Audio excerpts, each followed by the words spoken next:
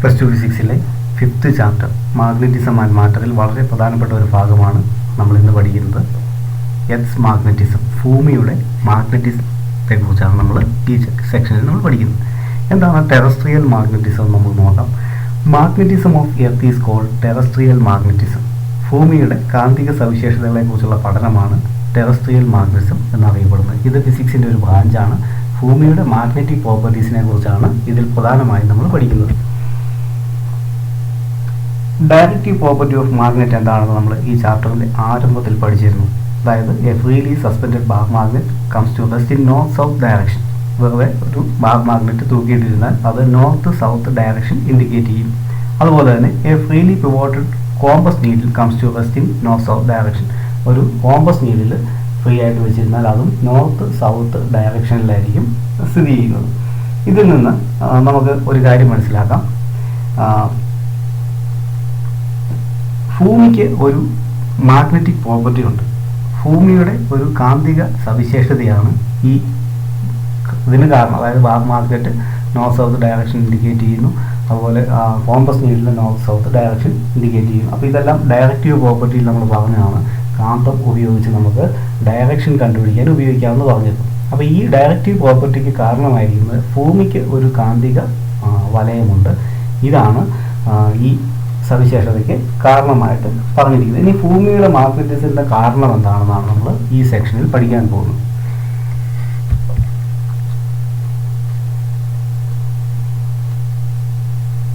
Dynamo effect. Simply we can say that source of Earth's magnetism is due to dynamo effect. ഒറ്റ വാക്കിൽ പറഞ്ഞു കഴിഞ്ഞാൽ ഭൂമിയുടെ മാഗ്നറ്റിസത്തിന്റെ കാരണം ഡൈനാമോ ഇഫക്റ്റ് ആണ്. വൺ വേർഡ് ആയിട്ടൊക്കെ എക്സാമിന് വേണമെങ്കിൽ ചോദിക്കാം, അല്ലെ മാച്ച് ദ ഫോളോയിങ്ങിലൊക്കെ ചോദിക്കാം. ഡൈനാമോ എഫക്റ്റ് എന്ന് പറഞ്ഞാൽ ഭൂമിയുടെ മാഗ്നറ്റിസം, സോഴ്സ് ഓഫ് എർത്ത് മാഗ്നറ്റിസമാണ് ഡൈനാമോ ഇഫക്റ്റ് എന്ന് അറിയപ്പെടുന്നത്. ഇനി എന്താണോ അത് വിശദീകരിക്കാൻ പറഞ്ഞു കഴിഞ്ഞാൽ നമുക്കിങ്ങനെ പറയാം. ഭൂമിയുടെ മാഗ്നറ്റിസത്തിന് കാരണമെന്ന് ഒറ്റ വാക്കിൽ നമ്മൾ പറഞ്ഞു കഴിഞ്ഞാൽ ഡൈനാമോ എഫക്റ്റ് എന്ന് പറയാം. എന്താണെന്ന് വിശദമായിട്ട് നമുക്കൊന്ന് നോക്കിക്കഴിഞ്ഞാൽ നമുക്ക് earth magnetism is due to the electric currents produced by the motion of metallic fluids in the outer core of earth. This is known as dynamo effect. ഭൂമിയുടെ ഔട്ടർ കോറിൽ കാണപ്പെടുന്ന മെറ്റാലിക് ഫ്ലൂയിഡ്സ്, ഈ മെറ്റാലിക് ഫ്ലൂയിഡ്സ് എന്ന് പറഞ്ഞു കഴിഞ്ഞാൽ നമുക്കറിയാം ഭൂമിയുടെ outer കോറിലുള്ള മെറ്റാലിക് അയൺ, നിക്കൽ മുതലായവ ഉരുകിയ അവസ്ഥയിലായിരിക്കും. ഇപ്പോൾ ഭൂമിയുടെ ഉള്ളിൽ നമ്മൾക്കറിയാം ഭയങ്കര ചൂട് വളരെ കൂടുതലാണ്. അപ്പോൾ അവിടെയുള്ള മെറ്റാലിക് കോമ്പൗണ്ട്സ് എല്ലാം മോൾട്ടൺ സ്റ്റേറ്റിലായിരിക്കും, അല്ലെങ്കിൽ ഉരുകിയ അവസ്ഥയിലായിരിക്കും. ഇങ്ങനെ മോൾട്ടൺ സ്റ്റേറ്റിലുള്ള മെറ്റാലിക് ഫ്ലൂയിഡ്സ് എർത്തിൻ്റെ റൊട്ടേഷൻ അനുസരിച്ച് സർക്കുലർ പാത്തിലൂടെ മൂവ് ചെയ്യുന്നു. അപ്പോൾ ഭൂമി കറങ്ങുന്നതനുസരിച്ച് ഇതിൻ്റെ അകത്ത് ഉള്ളിലുള്ള ഈ ഉരുകിയ ഫ്ലൂയിഡ്സും ഈ ഭൂമി കറങ്ങുന്നതിനൊപ്പം കറങ്ങിക്കൊണ്ടിരിക്കുകയാണ്. മെറ്റാലിക് ഫ്ലൂയിഡ്സിലുള്ള അയോണുകൾ ഈ സർക്കുലർ പാത്തിലൂടെ മൂവ് ചെയ്യപ്പെടും. അപ്പോൾ ഇങ്ങനെ അയോണുകൾ ഈ മെറ്റാലിക് ഫ്ലൂയിഡ് മൂവ് ചെയ്യുന്നതനുസരിച്ച് അയോണുകൾ മൂവ് ചെയ്തുകൊണ്ടിരിക്കുകയാണ്. ഇത് ഒരു കറണ്ട് ക്യാരിയിങ് ലൂപ്പ് പോലെ അനുഭവപ്പെടും. ഒരിക്കൽ കൂടി പറയാം, ഭൂമിയുടെ ഔട്ടർ കോറിൽ ഉള്ള ഉരുകിയ കോമ്പൗണ്ട്സ്, അതായത് ഫ്ലൂയിഡ്സ് ആയിട്ട് കാണപ്പെടുന്ന മെറ്റാലിക് ഫ്ലൂയിഡ്സ്, അതായത് അയൺ, നിക്കൽ മുതലായവയൊക്കെ ഉരുകിയ അവസ്ഥയിലാണ് ഭൂമിയുടെ ഔട്ടർ കോറിൽ കാണപ്പെടുന്നത്. അപ്പോൾ ഭൂമിയുടെ റൊട്ടേഷൻ അനുസരിച്ച് ഈ ഫ്ലൂയിഡും ഇങ്ങനെ റൊട്ടേറ്റ് ചെയ്തുകൊണ്ടിരിക്കുകയാണ്. ഫ്ലൂയിഡ് റൊട്ടേറ്റ് ചെയ്യുന്നതനുസരിച്ച് അതിൻ്റെ അകത്തുള്ള അയോണുകളും ഇതേ രീതിയിൽ സർക്കുലർ പാത്തിലൂടെ മൂവ് ചെയ്യുകയാണ്. ഇങ്ങനെ ഒരു സർക്കുലർ പാത്തിലൂടെ മൂവ് ചെയ്യുന്ന അയോണുകൾ ഒരു കറണ്ട് ക്യാരിയിങ് ലൂപ്പ് പോലെ ആക്ട് ചെയ്യും. കറണ്ട് ക്യാരിയിങ് ലൂപ്പ് പോലെ അനുഭവപ്പെടും. നമ്മൾ ഓൾറെഡി പഠിച്ചു കഴിഞ്ഞാണ് ഒരു current carrying loop produces magnetic field. ഇങ്ങനെ ഉണ്ടാകുന്ന ഈ കറണ്ട് ക്യാരിയിങ് ലൂപ്പിന് മൂലം ഒരു മാഗ്നറ്റിക് ഫീൽഡ് പ്രൊഡ്യൂസ് ചെയ്യും. അപ്പോൾ ഭൂമിയുടെ ഔട്ടർ കോറിലുള്ള മെറ്റാലിക് ഫ്ലൂയിഡ്സിന്റെ മൂവ്മെന്റ് മൂലം ഭൂമി ഒരു മാഗ്നറ്റിക് ഫീൽഡ് പ്രൊഡ്യൂസ് ചെയ്യും. ഇങ്ങനെ ഈ കോറിലുള്ള മെറ്റാലിക് ഫ്ലൂയിഡ്സിന്റെ മൂവ്മെന്റ് മൂലം ഭൂമിക്കൊരു മാഗ്നറ്റിക് ഫീൽഡ് ഉണ്ടാകുന്നു. ഇങ്ങനെ ഭൂമിക്ക് ഒരു മാഗ്നറ്റിക് പ്രോപ്പർട്ടി ലഭിക്കുന്നു. അപ്പോൾ ഭൂമി ഒരു മാഗ്നറ്റ് പോലെ ആക്ട് ചെയ്യുന്നു. ഇതാണ് ടെറസ്ട്രിയൽ മാഗ്നറ്റിസം അല്ലെങ്കിൽ എർത്ത് മാഗ്നറ്റിസം എന്ന് അറിയപ്പെടുന്നത്. അപ്പോൾ നമുക്ക് ഒരിക്കൽ കൂടി പറയാം, earth magnetism is due to the electric currents produced by the motion of metallic fluids in the outer core of the earth. This is known as dynamo effect. ഒരു one വേർഡായിട്ട് നമുക്ക് പറഞ്ഞു കഴിഞ്ഞാൽ നമുക്കിങ്ങനെ പറയാം, earth magnetism is due to dynamo effect. ഇനി എക്സാമിന് വേണമെങ്കിൽ ഡൈനാമോ എഫക്റ്റ് എന്താണെന്ന് ചോദിക്കാം. അപ്പോൾ ഇതാണ് നമ്മൾ പറയുന്നത്, ഭൂമിയുടെ ഔട്ടർ കോറിലുള്ള മെറ്റാലിക് ഫ്ലൂയിഡ്സിൻ്റെ മൂവ്മെൻറ്റ് മൂലം ഭൂമി ഒരു മാഗ്നറ്റ് പ്രോപ്പർട്ടി പ്രൊഡ്യൂസ് ചെയ്യുന്നു. ഇതാണ് ഡൈനാമോ ഇഫക്റ്റ് എന്ന് അറിയപ്പെടുന്നത്.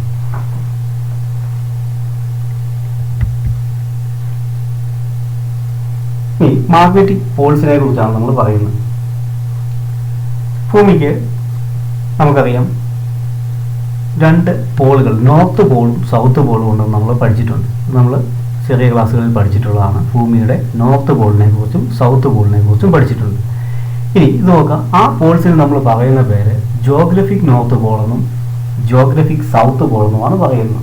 ഇവിടെ നമ്മുടെ ജോഗ്രഫിക് നോർത്ത് പോളിനെയും ജോഗ്രഫിക് സൗത്ത് പോളിനെയും കണക്ട് ചെയ്യുന്ന ഒരു ലൈൻ കാണിച്ചിട്ടുണ്ട്. ജോഗ്രഫിക് നോർത്ത് പോൾ ഇതാണ്, ജോഗ്രഫിക് സൗത്ത് പോൾ ഇതാണ്. ഇതിനെ കണക്ട് ചെയ്തുകൊണ്ട് നമ്മളിവിടെ ഒരു ലൈൻ കാണിച്ചിട്ടുണ്ട്. ഈ ലൈനിനെ ജോഗ്രഫിക് ആക്സിസ് എന്നാണ് പറയുന്നത്. ജോഗ്രഫിക് ആക്സിസ്, ജോഗ്രഫിക് ആക്സിസ് ഉൾക്കൊള്ളുന്ന ആ പ്ലെയിനിന് നമ്മൾ പറയുന്ന പേരാണ്. ഇപ്പോൾ ഈ ജോഗ്രഫിക് ആക്സിസിലൂടെ കടന്നു പോകുന്ന ആ പ്ലെയിനിന് നമ്മൾ പറയുന്ന പേരാണ് ജോഗ്രഫിക് മെറീഡിയൻ എന്ന് അറിയപ്പെടും.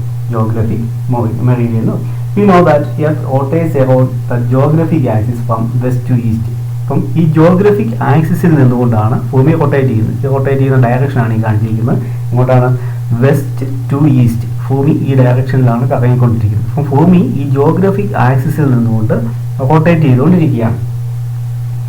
ഇനി അതുപോലെ തന്നെ ഭൂമിക്ക് രണ്ട് ഒരു നോർത്ത് പോളും ഒരു സൗത്ത് പോളും കൂടി ഉണ്ട്.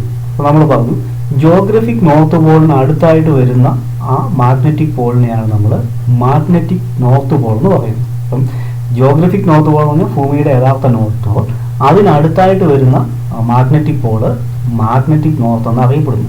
അതുപോലെ തന്നെ ഭൂമിയുടെ സൗത്ത് പോൾ, അതാണ് ജോഗ്രഫിക് സൗത്ത് പോൾ എന്ന് പറയുന്നത്. അതിനടുത്തായിട്ട് വരുന്ന ഭൂമിയുടെ കാന്തിക ധ്രുവം, അതാണ് മാഗ്നറ്റിക് സൗത്ത് പോൾ എന്ന് അറിയപ്പെടുന്നു. അപ്പം ഭൂമിക്ക് ജോഗ്രഫിക് പോൾസും ഉണ്ട് മാഗ്നറ്റിക് പോൾസും ഉണ്ട്. ഇത് തമ്മിൽ ഒരിക്കലും കോയിൻസൈഡ് ചെയ്യപ്പെടുന്നില്ല. Magnetic pole near the geographic north pole is called magnetic north Paul.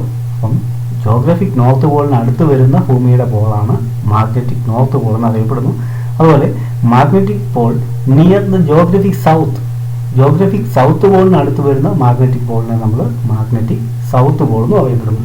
ഇവ തമ്മിൽ ഒരിക്കലും കോയിൻസൈഡ് ചെയ്യുന്നില്ല. അത് നോക്കാം, ജോഗ്രഫിക് നോർത്ത് പോളും മാഗ്നറ്റിക് നോർത്ത് പോളും തമ്മിൽ, അതുപോലെ ജോഗ്രഫിക് സൗത്ത് പോളും മാഗ്നറ്റിക് സൗത്ത് പോളും തമ്മിലും ഇടയ്ക്ക് ചെറിയ ഒരു ആംഗിൾ ഓഫ് ഡീവിയേഷൻ ഉണ്ട്. ആ ആംഗിൾ ഓഫ് ഡീവിയേഷൻ എന്ന് പറയുന്നത് 11.3 ഡിഗ്രിയാണ്. 11.3 ഡിഗ്രി ആണ് ഭൂമിയുടെ ജോഗ്രഫിക് നോർത്ത് പോളിനും അല്ലെങ്കിൽ ജോഗ്രഫിക് പോളിനും മാഗ്നറ്റിക് പോളിനും ഇടയ്ക്കുള്ള ആംഗിൾ എത്രയാണ്. ഇത് വേണം എക്സാമിന് ചോദിക്കാവുന്ന ഷോർട്ട് ആൻസർ ആണ്.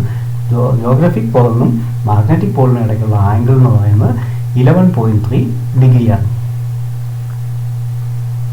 ഇനി ഇതുപോലെ തന്നെ നമ്മൾ രണ്ട് ആക്സിസുകൾ ഉണ്ടെന്ന് പറഞ്ഞു. മാഗ്നറ്റിക് ആക്സിസ് നോർത്ത് പോളും ഉണ്ട്, അതുപോലെ മാഗ്നറ്റിക് സൗത്ത് പോളും ഉണ്ട്. ഇവയെ കണക്ട് ചെയ്തുകൊണ്ട് നമ്മൾ വരയ്ക്കുന്ന ഈ ലൈനിന് നമ്മൾ മാഗ്നറ്റിക് ആക്സിസ് എന്നാണ് പറയുന്നത്. Line joining magnetic north and magnetic south are called magnetic axis. ഇനി ഈ മാഗ്നറ്റിക് ആക്സിസിലൂടെ കടന്നു പോകുന്ന പ്ലെയിൻ, ആ പ്ലെയിന് നമ്മൾ പറയുന്ന പേരാണ് magnetic meridian. The plane containing magnetic axis is called magnetic meridian. അപ്പം ഭൂമിയുടെ രണ്ട് പോൾസിനെ കുറിച്ചാണ് നമ്മൾ പറഞ്ഞത്. ജോഗ്രഫിക് പോൾസും ഉണ്ട്, അതുപോലെ മാഗ്നറ്റിക് പോൾസും ഉണ്ട്. അവയ്ക്കിടയിലുള്ള ആംഗിൾ എന്ന് പറയുന്നത് 11.3 ഡിഗ്രി ആയിരിക്കും.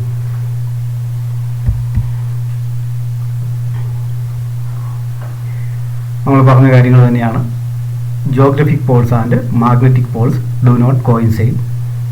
Magnetic axis of the Earth makes an angle about 11.3 degree with the geographic axis.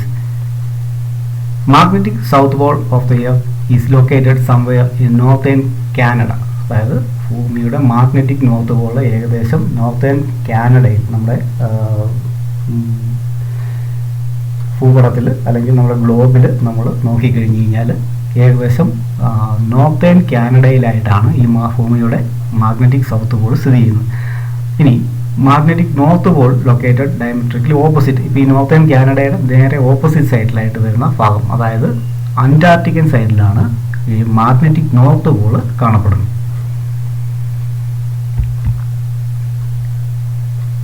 ഇത് സാധാരണയായിട്ട് വരുന്ന കുറച്ച് ടേംസ് ആണ് നമ്മൾ പറയാൻ പോകുന്നത്.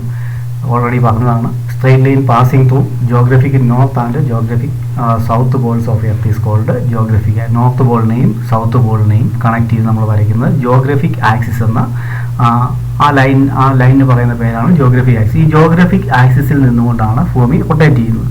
ഇനി മാഗ്നറ്റിക് ആക്സിസ് എന്ന് പറഞ്ഞാൽ straight line passing through magnetic north pole and magnetic south pole. ഭൂമിയുടെ മാഗ്നറ്റിക് ആക്സിസുകളെ കണക്ട് ചെയ്ത് നമ്മൾ വരയ്ക്കുന്ന ലൈനാണ് മാഗ്നറ്റിക് ആക്സിസ് എന്ന് അറിയപ്പെടുന്നത്. അതുപോലെ geographic meridian, it is a vertical plane passing through the geographic north and south pole. Geographic north പോളിനെ സൗത്ത് പോളിനെ കണക്ട് ചെയ്തുകൊണ്ട് അതിലെ കടന്നു പോകുന്ന plane. or it's a vertical plane passing through the axis of rotation of the earth. ഭൂമിയുടെ axis of റൊട്ടേഷനിലൂടെ കടന്നു പോകുന്ന plain, vertical plane എന്ന് പറയുന്ന പേരാണ് ജിയോഗ്രഫിക് മെറീഡിയൻ. ഇനി മാഗ്നറ്റിക് മെറീഡിയൻ എന്ന് പറഞ്ഞു കഴിഞ്ഞാൽ at a place the vertical plane passing through the magnetic north and south pole. Magnetic പോൾസിലൂടെ കടന്നു പോകുന്ന പ്ലെയിൻ ആണ്, മാഗ്നറ്റിക് പോൾസിലൂടെ കടന്നു പോകുന്ന പ്ലെയിൻ ആണ് മാഗ്നറ്റിക് മെറീഡിയൻ. ജിയോഗ്രഫിക് പോൾസിലൂടെ കടന്നു പോകുന്ന പ്ലെയിൻ ജിയോഗ്രഫിക് മെറീഡിയൻ എന്നും, അതുപോലെ മാഗ്നറ്റിക് പോൾസിലൂടെ കടന്നു പോകുന്ന പ്ലെയിൻ മാഗ്നറ്റിക് മെറീഡിയൻ എന്നും അറിയപ്പെടുന്നു. ഈ എക്സാം നോക്കാം, ഈ ഫിഗർ ഒന്ന് നോക്കുക. ഇത് നമുക്ക് മനസ്സിലാകാൻ വേണ്ടി മാത്രം തന്നിരിക്കുന്ന ഫിഗറാണ്. ഇത് ബുക്കിലേക്കൊന്നും വരയ്ക്കുകയോ നിങ്ങൾക്ക് പഠിക്കാനായിട്ടുള്ളതല്ല. ഇത് നമ്മുടെ ഭൂമിയുടെ ജിയോഗ്രഫിക് മെറീഡിയൻ, നമ്മൾ പറഞ്ഞൊരു പ്ലെയിൻ ആണെന്ന് പറഞ്ഞു. ജിയോഗ്രഫിക് ആക്സിസിലൂടെ കടന്നു പോകുന്ന ഒരു പ്ലെയിൻ, അതാണ് ഇവിടെ ബ്ലൂയിഷ് ആയിട്ട് കാണിച്ചിരിക്കുന്നത്. ജിയോഗ്രഫിക് മെറീഡിയൻ, ജിയോഗ്രഫിക് ആക്സിസിലൂടെ കടന്നു പോകുന്ന ഒരു പ്ലെയിൻ. ഇതാണ് മാഗ്നറ്റിക് മെറീഡിയൻ എന്ന് പറയുന്നത്. മാഗ്നറ്റിക് ആക്സിസിലൂടെ കടന്നു പോകുന്ന അല്ലെങ്കിൽ മാഗ്നറ്റിക് ആക്സിസ് കണ്ടെയ്ൻ ചെയ്യുന്ന ഒരു പ്ലെയിൻ ആണ് മാഗ്നറ്റിക് മെറീഡിയൻ എന്ന് പറയുന്നത്.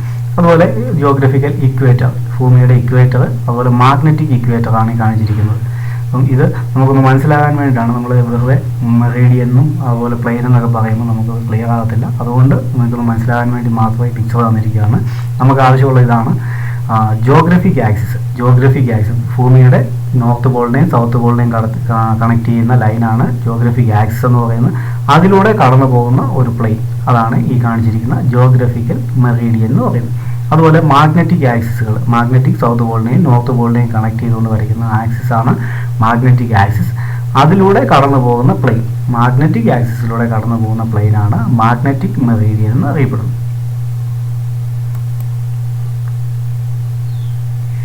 ഇത് വളരെ ഇമ്പോർട്ടൻ്റ് ആയിട്ടുള്ളൊരു ഭാഗമാണ്.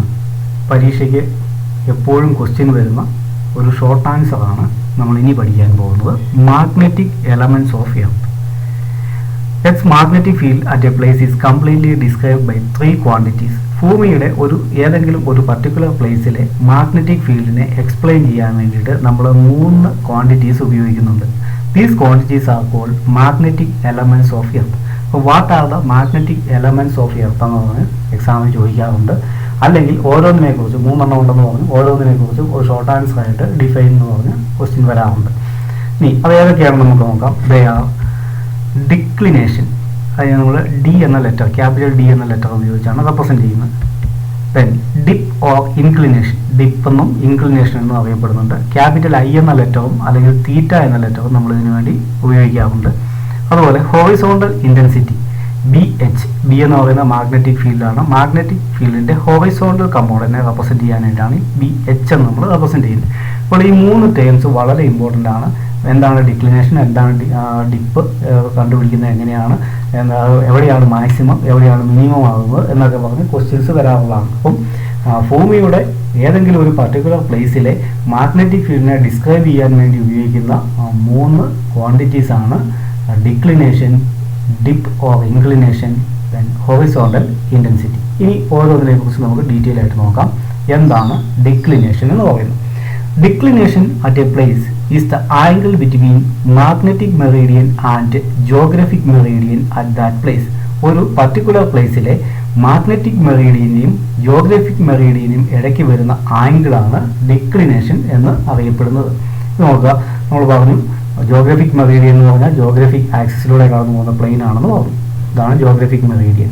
ഈ മാഗ്നറ്റിക് മെറീഡിയൻ ആണ് കാണിച്ചിരിക്കുന്നത്, മാഗ്നറ്റിക് ആക്സിസിലൂടെ കടന്നു പോകുന്ന പ്ലെയിൻ. ഇവയ്ക്കിടയിൽ വരുന്ന ഈ ആംഗിൾ മാഗ്നറ്റിക് മെറീഡിയനും ജിയോഗ്രഫിക് മെറീഡിയനും ഇടയ്ക്ക് വരുന്ന ആംഗിളാണ് ഡിക്ലിനേഷൻ എന്ന് അറിയപ്പെടുന്നത്. ഇനി declination is greater near poles. പോൾസിനടുത്ത് ഡിക്ലിനേഷൻ്റെ വാല്യൂ വളരെ കൂടുതലാണ്. സ്മോളർ നിയർ ദ ഇക്വേറ്റർ, ഭൂമിയുടെ ഇക്വേറ്ററിനടുത്ത് ഡിക്ലിനേഷൻ്റെ വാല്യൂ കുറവായിരിക്കും. Dip or inclination. ഇനി എന്താണ് ഡിപ്പ് അല്ലെങ്കിൽ ഇൻക്ലിനേഷൻ എന്ന് പറയാം? നമ്മൾ ഐ അല്ലെങ്കിൽ തീറ്റ എന്ന ലെറ്റർ ആണ് ഇതിന് ഉപയോഗിക്കുന്നത് നമ്മൾ പറഞ്ഞു. Dip is the angle between S magnetic field and is horizontal component. ഭൂമിയുടെ മാഗ്നറ്റിക് ഫീൽഡിന്റെ രണ്ട് കമ്പോണൻസ് ഉണ്ട്. അതിന്റെ മാഗ്നറ്റിക് ഫീൽഡിന്റെ ഡയറക്ഷനും ഹൊറിസോണ്ടൽ കമ്പോണന്റിന്റെ ഡയറക്ഷനും ഇടയ്ക്ക് വരുന്ന ആംഗിളാണ് ഡിപ്പ് ഓർ ഇൻക്ലിനേഷൻ എന്ന് പറയുന്നത്. ഫിഗറിലേക്ക് നോക്കാം. ഇതാണ് നമ്മുടെ മാഗ്നറ്റിക് ഫീൽഡിന്റെ ഡയറക്ഷൻ. മാഗ്നറ്റിക് ഫീൽഡിന്റെ ഡയറക്ഷൻ ഇതാണ്. ഭൂമിയുടെ മാഗ്നറ്റിക് ഫീൽഡിന്റെ ഡയറക്ഷനാണ് ഈ കാണിച്ചിരിക്കുന്നത്. ഈ ഡയറക്ഷനിലാണ് മാഗ്നറ്റിക് ഫീൽഡ്. ഇതിന് രണ്ട് കമ്പോണന്റ് ആയിട്ട് നമ്മൾ തിരിച്ചിരിക്കുകയാണ്. ഇത് vertical component and horizontal component. ഇതാണ് ബി എച്ച് എന്ന് പറയുന്നത്. ബി എച്ച് എന്ന് പറഞ്ഞാൽ ഇത് ബി ആണ്. മാഗ്നറ്റിക് ഫീൽഡ് നമ്മൾ ബി എന്ന ലെറ്റർ ഉപയോഗിച്ചാണ് റെപ്രസെന്റ് ചെയ്യുന്നത്. അപ്പോൾ ഇതിനെ ബി എച്ച് എന്ന് എഴുതാം, ഹൊറിസോണ്ടൽ കമ്പോണന്റ്. ആൻഡ് ഇത് ബി വി എന്ന് നമുക്ക് എഴുതാം. ബി വി എന്ന് പറഞ്ഞാൽ വെർട്ടിക്കൽ കമ്പോണന്റ്. അപ്പോൾ ഈ ഹൊറിസോണ്ടൽ കമ്പോണന്റിനും മാഗ്നറ്റിക് ഫീൽഡിന്റെ ഡയറക്ഷന് ഇടയ്ക്കുള്ള ആംഗിളാണ് ആംഗിൾ ഓഫ് ഡിപ്പ് എന്ന് പറയുന്നത്. Angle between S magnetic field and its horizontal component is called dip or inclination. ഇനി നമുക്ക് നോക്കാം. Angle of dip is maximum at 90 degree. Dip എന്ന് പറയുന്നത് 90 ഡിഗ്രിയിൽ മാക്സിമം ആണ്. അതായത് angle of dip is maximum 90 degree at the magnetic poles. Magnetic പോൾസിലാണ് ഇതിന്റെ വാല്യൂ മാക്സിമം ആവുന്നത്. ഇനി മിനിമം 0 ഡിഗ്രി ഡിപ്പിന്റെ വാല്യൂ, മിനിമം വരാവുന്ന വാല്യൂ എന്ന് പറയുന്നത് 0 ഡിഗ്രിയാണ്. അറ്റ് ദ മാഗ്നറ്റിക് ഇക്വേറ്റർ, ഇക്വേറ്ററിൽ ഡിപ്പിന്റെ വാല്യൂ 0 ഡിഗ്രി. അപ്പം ഡിപ്പ് എന്ന് പറഞ്ഞൊരു ആംഗിൾ ആണെന്ന് പറഞ്ഞു. അതിന് മാക്സിമം വരാവുന്ന വാല്യൂ 90 ഡിഗ്രിയാണ്. ആംഗിൾ ഓഫ് ഡിപ്പിന് വരാവുന്ന മാക്സിമം വാല്യൂ 90 ഡിഗ്രിയാണ്. എവിടെയാണ്? പോൾസിൽ. ദെൻ അതിന് മിനിമം വരാവുന്ന വാല്യൂ എന്ന് പറയുന്നത് 0 ഡിഗ്രിയാണ്. എവിടെയാണ് കാണപ്പെടുന്നത്? മാഗ്നറ്റിക് ഇക്വേറ്ററിലാണ്. ബാക്കിയുള്ള എല്ലാ സ്ഥലങ്ങളിലും its value lies between 0 degree and 90 degree. 0 ഡിഗ്രിക്കും 90 ഡിഗ്രിക്കും ഇടയിലായിരിക്കും. അപ്പോൾ ഡിപ്പിന് മിനിമം വരാവുന്ന വാല്യൂ എന്ന് പറയുന്നത് 0 ആണ് ഇക്വേറ്ററിൽ. മാക്സിമം വരാവുന്ന വാല്യൂ എന്ന് പറയുന്നത് 90 ഡിഗ്രിയാണ്. അത് പോൾസിലാണ്. ബാക്കിയുള്ള എല്ലാ സ്ഥലങ്ങളിലും ഈ 0 ഡിഗ്രിക്കും 90 ഡിഗ്രിക്കും ഇടയിലായിരിക്കും ഡിപ്പിന്റെ വാല്യൂ. എന്താണ് ഹൊറിസോണ്ടൽ ഇന്റൻസിറ്റി? ബി എച്ച് എന്ന് പറഞ്ഞാൽ മാഗ്നറ്റിക് ഫീൽഡിന്റെ ഹൊറിസോണ്ടൽ കമ്പോണന്റ് ആണ്. അതിനെ ബി എച്ച് എന്നാണ് നമ്മൾ റെപ്രസെന്റ് ചെയ്യുന്നത്. Horizontal intensity at a place is the resolved component of S magnetic field in horizontal direction. നമ്മൾ പറഞ്ഞു മാഗ്നറ്റിക് ഫീൽഡിനെ ബി എന്ന് പറയുന്നത്, അതായത് നമ്മൾ പറഞ്ഞ മാഗ്നറ്റിക് ഫീൽഡിന്റെ ഡയറക്ഷനാണ് ഈ കാണിച്ചിരിക്കുന്നത്. ഇതിനെ നമുക്ക് രണ്ട് കമ്പോണൻസ് ആയിട്ട് B V vertical component and horizontal component ആയിട്ട് രണ്ട് കമ്പോണന്റ് ആയിട്ട് റിസോൾവ് ചെയ്യാവുന്നതാണ്. ഇതിൽ ഈ ഹൊറിസോണ്ടൽ കമ്പോണന്റിന്റെ വാല്യൂ ആണ് ഹൊറിസോണ്ടൽ ഇന്റൻസിറ്റി എന്ന് അറിയപ്പെടുന്നത്. അതായത് ഹൊറിസോണ്ടൽ കമ്പോണന്റിന്റെ വാല്യൂ എത്രയാണോ അത് നമുക്ക് ഹൊറിസോണ്ടൽ ഇന്റൻസിറ്റി എന്ന് അറിയപ്പെടും. ബി എച്ച് എന്നാണ് നമ്മൾ ഇതിനെ റെപ്രസെന്റ് ചെയ്യുന്നത്. Horizontal intensity at a place is the resolved component of earth magnetic field in horizontal direction. Horizontal ഡയറക്ഷനിലുള്ള മാഗ്നറ്റിക് ഫീൽഡിന്റെ ഇന്റൻസിറ്റിയാണ് ഹൊറിസോണ്ടൽ ഇന്റൻസിറ്റി എന്ന് അറിയപ്പെടുന്നത്. What is the relation between dip and horizontal intensity? ഇത് വളരെ ഇമ്പോർട്ടൻ്റ് ആണ്. ഇതിൻ്റെ എക്സാമിന് പലപ്പോഴും ചോദിക്കാറുള്ള ഒരു ക്വസ്റ്റ്യൻ ആണ്. What is the relation between dip and horizontal intensity? നമ്മളിപ്പോൾ പറഞ്ഞു മാഗ്നറ്റിക് ഫീൽഡിനെ, ഇതാണ് മാഗ്നറ്റിക് ഫീൽഡിന്റെ ഡയറക്ഷൻ. അതിന് രണ്ട് കമ്പോണന്റ് ആയിട്ട് വെർട്ടിക്കൽ കമ്പോണന്റ് ആയിട്ടും ഹൊറിസോണ്ടൽ കമ്പോണന്റ് ആയിട്ടും നമ്മൾ തിരിച്ചിരിക്കുന്നത്. അപ്പോൾ ഇതാണ് ഡിപ്പ് എന്ന് പറയുന്ന ആംഗിൾ. ഹൊറിസോണ്ടൽ കമ്പോണന്റിനും മാഗ്നറ്റിക് ഫീൽഡിനും ഇടയ്ക്കുള്ള ആംഗിളാണ് തീറ്റ എന്ന് പറയുന്നത്. അപ്പോൾ ഈ ആംഗിളും ഹൊറിസോണ്ടൽ കമ്പോണന്റ് തമ്മിലുള്ള റിലേഷൻ എന്താണെന്നാണ് നമ്മളിവിടെ നോക്കുന്നത്. നമ്മൾ പറഞ്ഞു ഈ theta is the dip at a place, then B H is equal to, നമുക്കറിയാം ഇത് ട്രയാങ്കിൾ ആയിട്ട് നമ്മൾ കൺസിഡർ ചെയ്ത് കഴിഞ്ഞാൽ ഇതിനെ ബി എച്ച് എന്ന് പറയുന്നതിന് നമുക്ക് എന്ത് ചെയ്യാം? ബി കോസ് തീറ്റ എന്നും, അതുപോലെ ബി വൈ എന്ന് പറയുന്നതിന് നമുക്ക് ബി സൈൻ തീറ്റ എന്നും എഴുതാം. B H is equal to B cos theta and B V is equal to B sine theta. ഇതിൽ നമുക്ക് B H by B V by B H, B V by B H നമുക്ക് കണ്ടുപിടിക്കാം. അതായിരിക്കും tan theta നമുക്ക് ലഭിക്കും. B V by B H എന്ന് പറയുന്നത് tan theta. അതായത് നമ്മൾ ഡിവൈഡ് ചെയ്യുന്നേ ഉള്ളൂ. അപ്പോൾ നമുക്ക് tan theta is equal to B V by B H എന്ന് നമുക്ക് കിട്ടും. Tan theta is equal to B V. അതായത് നമുക്കപ്പോൾ തീറ്റയുടെ വാല്യൂ നമുക്ക് കണ്ടുപിടിക്കാം. Dip is equal to tan inverse B V by B H. തീറ്റയുടെ വാല്യൂ കണ്ടുപിടിക്കാനായിട്ട് tan inverse B V by B H കണ്ടുപിടിച്ചാൽ മതിയാവും. അപ്പോൾ ഇതാണ് relation between dip and horizontal intensity. Horizontal ഇന്റൻസിറ്റിയും അതുപോലെ ഡിപ്പും തമ്മിലുള്ള റിലേഷനാണ് നമുക്കിപ്പോൾ കിട്ടിയിരിക്കുന്നത്. ഇനി ഇതിൽ നിന്ന് നമുക്ക് മാഗ്നറ്റിക് ഫീൽഡിന്റെ ഇന്റൻസിറ്റിയെ നമുക്ക് ഇങ്ങനെ കണ്ടുപിടിക്കും. മാഗ്നറ്റിക് ഫീൽഡ് ബിയുടെ വാല്യൂ കണ്ടുപിടിക്കാനായിട്ട് നമ്മൾ എന്ത് ചെയ്താൽ മതിയാവും? Root of B H square plus B V square എന്ന് പറയുന്നത് ബി ആയിട്ട് നമുക്ക് ലഭിക്കും. B is equal to root of B H square plus B V square. ഇതാണ് relation between dip and horizontal intensity. ഇനി ബി എച്ചും ബി വിയും എപ്പോഴാണ് ഈക്വൽ ആയിട്ട് വരുന്നത്? ഇത് എക്സാമിന് ചോദിക്കാൻ സാധ്യത ഉള്ള ഷോർട്ട് ആൻസർ ആണ്. ഹൊറിസോണ്ടൽ കമ്പോണന്റും വെർട്ടിക്കൽ കമ്പോണന്റും എപ്പോൾ ഈക്വൽ ആകും? അതായത് നമ്മളിപ്പോൾ പറഞ്ഞു കോസ് തീറ്റയുടെ വാല്യൂവും സൈൻ തീറ്റയുടെ വാല്യൂവും എപ്പോഴാണ് ഈക്വൽ ആയിട്ട് വരുന്നത്? നമുക്കറിയാം 45 ഡിഗ്രിയിലാണ്. അതായത് കോസ് തീറ്റ, അതായത് B H is equal to B cos theta എന്നും B V is equal to B sine theta എന്നും നമ്മൾ പറഞ്ഞു കഴിഞ്ഞു. അപ്പോൾ സൈൻ തീറ്റയുടെ വാല്യൂവും കോസ് തീറ്റയുടെ വാല്യൂവും ഈക്വൽ ആവുന്ന കേസിൽ ബി എച്ചും ബി വിയും ഈക്വൽ ആയിരിക്കും. അതായത് 45 ഡിഗ്രി ആംഗിളിൽ B H is equal to B V. Vertical കമ്പോണൻറ്റും ഹൊറിസോണ്ടൽ കമ്പോണൻറ്റും ഈക്വൽ ആകുന്നത് 45 ഡിഗ്രിയിലാണ്. ഇനി എപ്പോഴാണ് മാക്സിമം ആവുന്നത് നമുക്ക് നോക്കാം, എപ്പോഴാണ് മിനിമം ആവുന്നത് നോക്കാം. B H is maximum at equator. ഇക്വേറ്ററിൽ ബി എച്ചിൻ്റെ വാല്യൂ മാക്സിമം ആണ്, പോൾസിൽ 0 ആണ്. ഹൊറിസോണ്ടൽ കമ്പോണൻറ്റ് മാക്സിമം ആവുന്നത് ഇക്വേറ്ററിലാണ്, പോൾസിൽ അതിൻ്റെ വാല്യൂ 0 ആണ്. ഇനി B B is maximum at poles. B B vertical component maximum ആവുന്നത് പോൾസിലാണ്, 0 അറ്റ് ഇക്വേറ്റർ. ഇതും എക്സാമിന് ചോദിക്കാൻ സാധ്യതയുള്ള ഷോർട്ട് ആൻസറുകളിൽ ഒന്നാണ്. വൺ വേർഡ് ആയിട്ടൊക്കെ എക്സാമിന് വരാം. വെർട്ടിക്കൽ കമ്പോണൻറ്റ് എവിടെയാണ് മാക്സിമം ആവുന്നത് അല്ലെങ്കിൽ 0 ആവുന്നത്, അതുപോലെ ഹൊറിസോണ്ടൽ കമ്പോണൻറ്റ് മാക്സിമം ആവുന്നത് എവിടെയാണ് 0 ആവുന്നത്. രണ്ടും ഈക്വൽ ആവുന്നത് എത്ര ഡിഗ്രിയിലാണ്? ഈക്വൽ ആവുന്നത് 45 ഡിഗ്രിയിലാണ്. ഹൊറിസോണ്ടൽ കമ്പോണൻറ്റ് മാക്സിമം ആവുന്നത് ഇക്വേറ്ററിലും പോൾസിൽ 0 ആയിരിക്കും. വെർട്ടിക്കൽ കമ്പോണൻറ്റ് മാക്സിമം പോൾസിലായിരിക്കും, ഇക്വേറ്ററിൽ 0 ആയിരിക്കും. അപ്പോൾ വളരെ പ്രധാനപ്പെട്ട ഷോർട്ട് ആൻസർ ക്വസ്റ്റ്യൻസ് ആണ് നമ്മൾ ഇന്ന് ഡിസ്കസ് ചെയ്തത്. എക്സാമിന് വരാൻ സാധ്യത വളരെ കൂടുതലുള്ള ഭാഗമാണ്. നന്നായിട്ട് പഠിക്കുക, മനസ്സിലാക്കിയെടുക്കുക. അടുത്ത ക്ലാസ്സിൽ നമുക്ക് വീണ്ടും കാണാം. Thank you.